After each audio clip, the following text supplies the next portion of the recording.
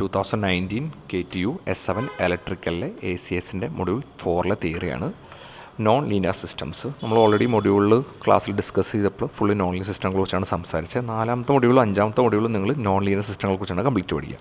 ആദ്യം എൻ്റെ ക്യാരക്ടറിസ്റ്റിക്സ് എഴുതിയേക്കണേ. നിങ്ങൾക്ക് 3 മാർക്കിന് പോയിൻറ്റ്സ് ആയിട്ട് എഴുതാൻ ചോദിക്കും. അപ്പോൾ നിങ്ങൾ 2-3 പോയിൻറ്റ്സ് വായിച്ച് വയ്ക്കുക.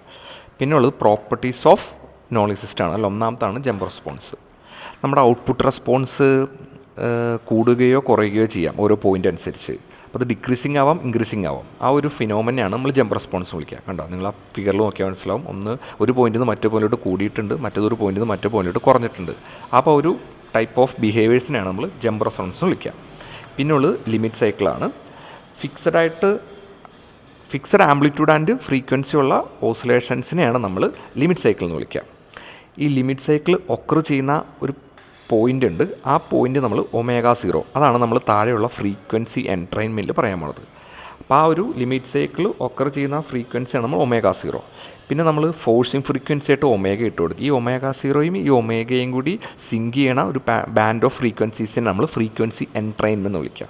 അപ്പോൾ ഈ 3 പ്രോപ്പർട്ടീസ് ഓഫ് നോൺ ലീനിയർ സിസ്റ്റമായിട്ട് എഴുതുന്നത്. പിന്നെ ടൈപ്സ് ആണുള്ളത്. ടൈപ്സ് ഓൾറെഡി നമ്മൾ ക്ലാസ്സിൽ ഡിസ്കസ് ചെയ്ത